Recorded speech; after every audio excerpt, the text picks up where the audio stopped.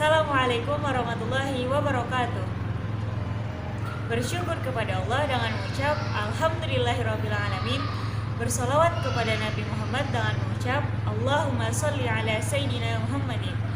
Sebelum kita memulai pembelajaran pada hari ini, marilah kita sama-sama membaca Al-Quran Surah Al-Fatihah. A'udzu billahi minasy syaithanir rajim. Bismillahirrahmanirrahim. Alhamdulillahi rabbil alamin.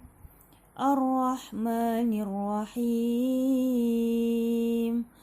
Maliki yaumiddin. Iyyaka na'budu wa iyyaka nasta'in. Ihdinas siratal mustaqim. Siratal ladzina an'amta 'alaihim ghairil maghdubi 'alaihim waladdallin.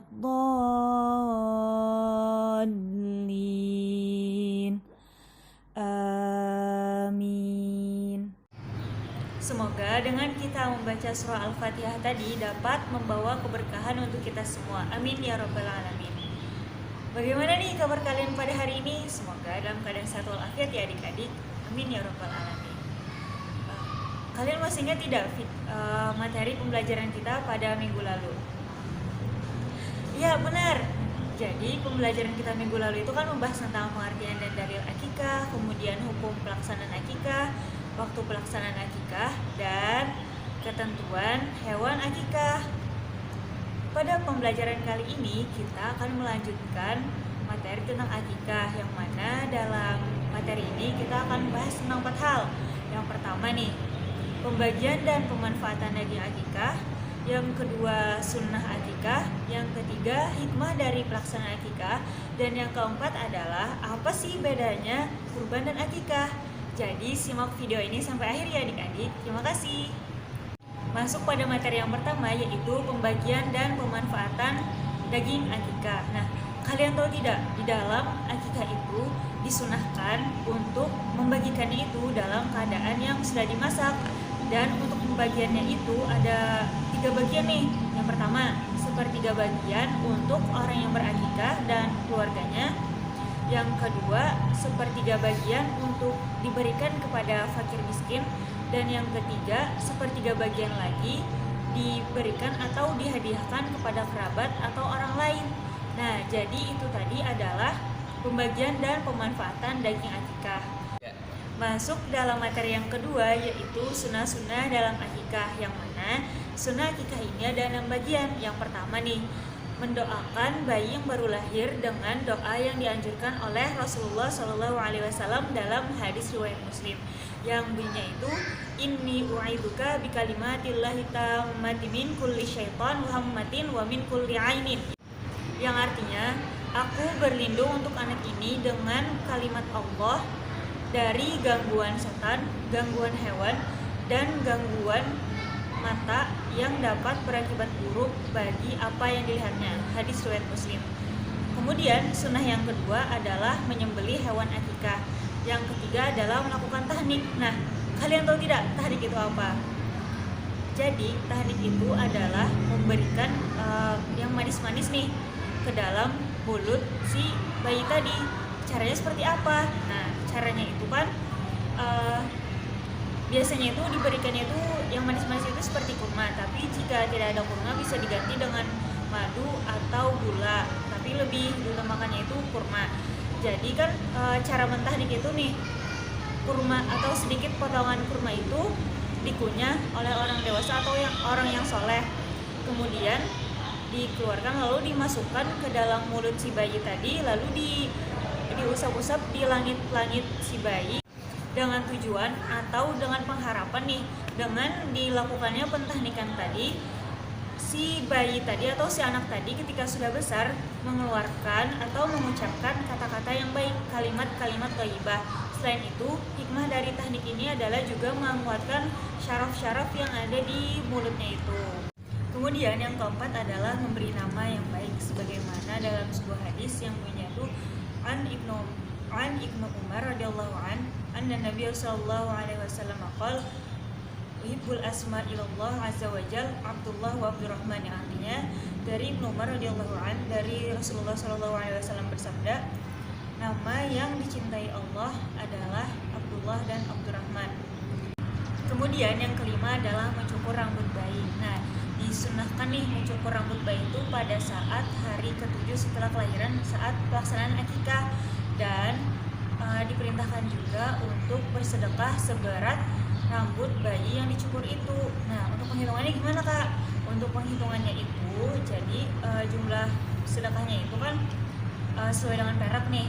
Jadi sedekahnya itu, rambutnya itu ditimbang. Tapi bisa saja dikira-kira, misal nih 2 gram rambutnya, lalu tidak mesti dengan perak, tetapi bisa diganti dengan uang, tapi tetap dengan seharga perak. Misal nih 1 gram perak itu harganya 10.000. Jadi berat rambutnya itu 2 gram, jadi 2 dikali 10.000 sama dengan 20.000. Jadi 20.000 tadilah yang disedekahkan. Kemudian sunnah yang terakhir atau sunnah yang keenam adalah melakukan khitan. Khitan ini tujuannya untuk membersihkan sisa-sisa kotoran atau sisa air seni. Dan hukum khitan ini pun wajib bagi laki-laki dan suatu kemuliaan untuk perempuan. Nah, dan waktu Nabi Muhammad pun menyunat cucu-cucu beliau itu pada hari ke-7 setelah kelahiran cucu beliau. Tapi jika nih orang tua itu merasa tidak mampu atau tidak sanggup untuk menyunat si bayi saat berusia 7 hari, maka tidak apa-apa untuk menunda waktu penyunatannya. Nah, seperti itu. Jadi itu tadi adalah 6 sunnah dalam akikah. Kemudian masuk kepada hikmah dalam melakukan akikah. Nah, untuk hikmah ini silahkan kalian simak atau kalian lihat yang ada di poin-poin di sini ya adik-adik.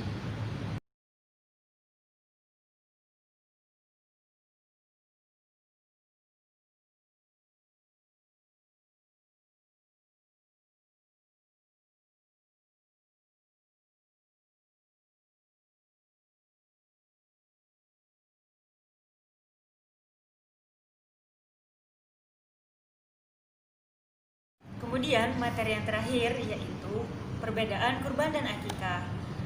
Untuk kurban sendiri itu dilaksanakan pada hari raya Idul Adha pada bulan Zulhijjah tanggal 10 Zulhijjah dan hari tasyrik yaitu 11, 12, 13. Sedangkan kalau akikah itu dilaksanakannya setiap kelahiran si anak. Kemudian untuk hewan yang digunakan kalau kurban itu ada 5 nih.